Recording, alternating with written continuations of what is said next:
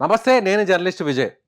So కూటమి ప్రభుత్వంలో అరమెరికలు వచ్చేసాయి, చీలికలు వచ్చేస్తున్నాయి. పవన్ కళ్యాణ్ గారు హోంమంత్రి విషయంలో చేసినటువంటి వ్యాఖ్యల తర్వాత ఆయన కూటమి నుంచి బయటికి వెళ్ళిపోతున్నారంటూ రకరకాల కలలు కొన్నారు ప్రత్యర్థి పార్టీల నాయకులు, ఆ పార్టీలకు సంబంధించినటువంటి అధినేతలు, కొంతమంది వారికి అనుకూలంగా ఉన్నటువంటి కొన్ని సోషల్ మీడియా ప్రముఖులు.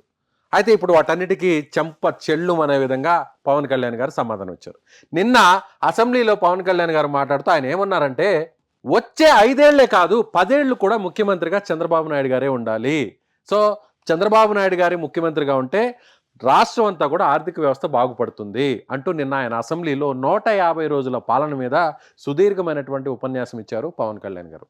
ఆయన ఏమన్నారంటే, వచ్చే 5 ఏళ్ళు కాదు 10 ఏళ్ళు కూడా చంద్రబాబు ముఖ్యమంత్రి ఉంటే ఆర్థిక వ్యవస్థ గాడిన పడుతుంది. ముఖ్యంగా మహారాష్ట్ర ఎన్నికల సమయంలో అక్కడ $1 ట్రిలియన్ డాలర్లకు సంబంధించినటువంటి ఆర్థిక వ్యవస్థగా మహారాష్ట్ర మారబోతుంది అనేటువంటి అంశాన్ని, దానికి మీరు సపోర్ట్ చేయాలంటే ఎన్డీఏ గవర్నమెంట్ని అధికారంలో తీసుకురండి అని చెప్తున్నప్పుడు నాకు ఇక్కడ ఏపీ ఆర్థిక వ్యవస్థ గురించి బాధ వేసేది. కానీ చంద్రబాబు లాంటి ముఖ్యమంత్రి ఉన్నప్పుడు ఆయన తీసుకున్నటువంటి నిర్ణయాలు, తీసుకుంటున్న నిర్ణయాలు కూడా సో ఖచ్చితంగా ఏపీని కూడా రాబోయేటువంటి కాలంలో కొన్ని సంవత్సరాల్లోనే $1 ట్రిలియన్ ఆర్థిక వ్యవస్థగా మారబోతుంది. 84 లక్షల కోట్ల ఆర్థిక వ్యవస్థగా ఏపీ ఉండబోతుంది అనేటువంటి ఆయన విషయాన్ని చెప్పారు. అదేవిధంగా చంద్రబాబు గారు వైపు అభివృద్ధి, మరొక వైపు సంక్షేమం రెండింటినీ కూడా సమాంతరంగా ముందుకు తీసుకెళ్తున్నారు. విదేశీ పెట్టుబడులను తీసుకొస్తున్నారు పరిశ్రమల విషయంలో.